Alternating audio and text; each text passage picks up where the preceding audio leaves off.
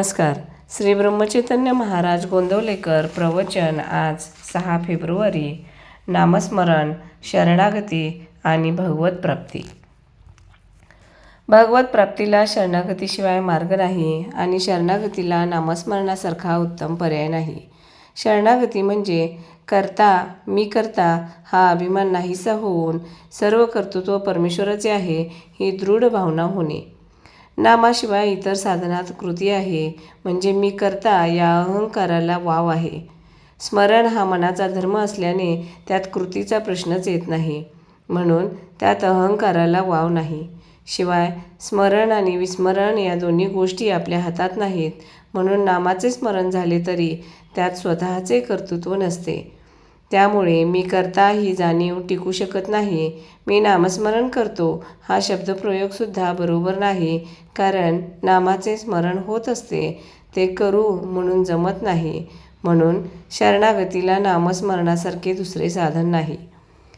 शरणागतीचा दुसरा अर्थ म्हणजे कायिक, वाचिक आणि मानसिक क्रिया थांबविणे. क्रिया न करणे हे कृती करण्यापेक्षा केव्हाही जास्त सोपे आहे. म्हणजेच शरणागती ही सहजसाध्य वाटली पाहिजे, पण अनुभव तसा येत नाही. जी गोष्ट अत्यंत साधी सोपी वाटते ती करायला पुष्कळदा कठीण जाते असा अनुभव येतो. एखाद्याला मोटार वेगात चालव म्हटले तर तो ते सहज करेल, पण अति हळू चालव म्हटले तर ते फार कठीण जाते. म्हणून काहीही कृती न करणे हे कृती करण्यापेक्षा फार कठीण असते. गीतेत भगवंतांनी अर्जुनाला तू नुसता मला शरण ये असे सांगितले आहे. देहबुद्धी गेल्याशिवाय शरणागती येत नाही. देहबुद्धी, वासना, अहंकार ही सर्व एकच आहेत. जगातल्या वैभवाची आसक्ती आणि परमात्मप्राप्ती या दोन्ही गोष्टी एकत्र असूच शकत नाहीत. म्हणूनच उद्धवाला श्रीकृष्णांनी एकांतात जाऊन हरिचिंतन करायला सांगितले आणि असे केल्यानेच माझी तुला खरी प्राप्ती होईल असे म्हणाले. याचा अर्थ हाच की जगाकडे पाठ फिरवल्याशिवाय भगवंत मिळत नाही. भगवंताच्या प्राप्तीचे नियम आणि व्यवहारातल्या वस्तू प्राप्त करून घेण्याचे नियम यामध्ये फरक आहे. मनामध्ये वासना उत्पन्न झाली असता ती तृप्त करून घेण्यासाठी देहाची आणि वस्तूंची हालचाल करणे हा व्यवहार होय. सूक्ष्म वासना देहाच्या साह्याने जड बनणे हे व्यवहाराचे खरे स्वरूप आहे.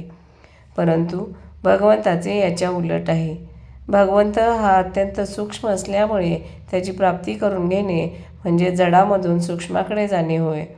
तेव्हा त्याचे साधन हेही जडामधून सूक्ष्माकडे पोहोचविणारे असले पाहिजे.